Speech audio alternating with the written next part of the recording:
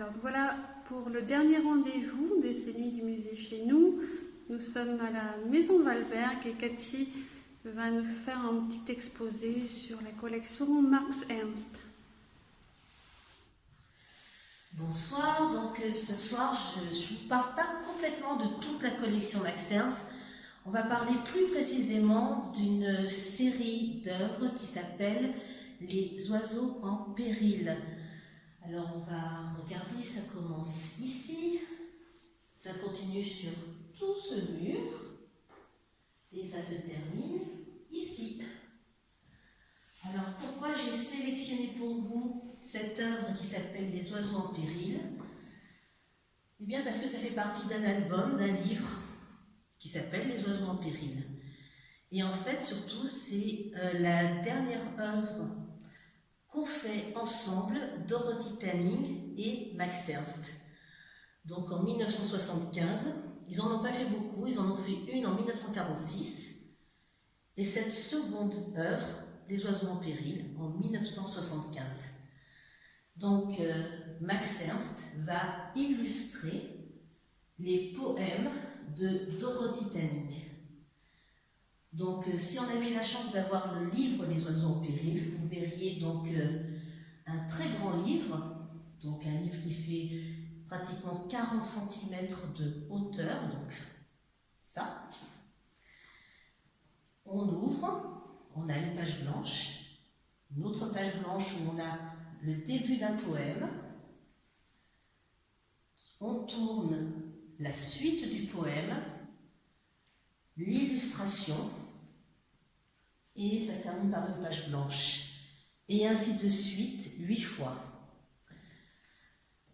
Ça, c'est les poèmes que vous trouvez, enfin les illustrations que vous trouvez dans Les oiseaux en péril. Et on comprend mieux pourquoi ils sont en péril, ces oiseaux, puisque là, on voit que celui-ci est couvert de sang. Ici, eh bien, malheureusement, celui-ci, eh bien, on a des ciseaux, des scalpels. Si on prend cette illustration-là, eh bien, on a une araignée qui menace nos oiseaux. Celui-ci, on dirait qu'il est passé aux grilles. Et par contre, si on compare nos lithographies qui sont ici, vous voyez que ce n'est pas du tout les mêmes. En fait, quand vous venez dans notre musée, vous avez beaucoup de chance, puisque habituellement, une lithographie, on voit ici marqué Max Ernst, donc le nom de celui qui a dessiné cette litho, et surtout on voit un numéro, 1 sur 100, 50 sur 100. Là, il n'y a rien du tout. En fait, vous êtes face au tirage de l'artiste. Max Ernst, quand il a dessiné ses illustrations pour le livre, à un moment donné, il s'est arrêté dans son dessin et il s'est dit, là, comme ça, j'aime. Et je vais garder ce tirage pour moi. Donc c'est un tirage exceptionnel et unique que le couple Tanning-Ernst avait à Ceylan. Qu'est-ce que je peux vous dire d'autre sur ces illustrations? Elles ont été faites sur tirage sur cuivre et on retrouve toute la technicité de Max Ernst sur certaines de ses lithographies. On va retrouver, par exemple, sur celle-ci dans le fond, on va retrouver eh bien, du grattage. On va retrouver sur celle-ci du frottage. Donc tout ce qui a fait eh bien, que l'on connaît Max Ernst.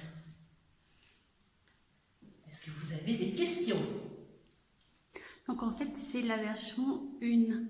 Une et unique surtout. Alors le livre Les oiseaux en péril, il a été tiré à 130 exemplaires. C'était évidemment un tirage de luxe, hein. C'était un grand livre, je vous l'ai dit, 40 cm, sur papier du Japon, enfin quelque chose vraiment de très luxueux chez un éditeur qui s'appelait Georges Lisa. Et il y avait 30 exemplaires qui n'ont jamais été mis à la vente. Donc dans le monde, on n'en trouve que 100 exemplaires. Et chez nous, vous avez ces lithographies qui sont tout à fait uniques, tirage de l'artiste. Donc en fait, il y en a combien en tout et pour tout? Eh bien, on peut compter. Ouais. Normalement, il y en a 8. Hein. Alors, on va vous les montrer. 2, 3, 4, 5, 6, 7 et 8. On est bon. On a tout ce qu'il faut. Alors Cathy, est-ce que tu peux nous expliquer le rapport de Lop avec Max Ernst? Alors, il faut toujours garder en tête, en fait, que Lop, c'est Max Ernst. Max Ernst, c'est Lop. Max Ernst, quand il était enfant, avait un perroquet blanc, un bel haras blanc, que malheureusement il a perdu à l'âge de 6 ans. Et il a fait comme un transfert.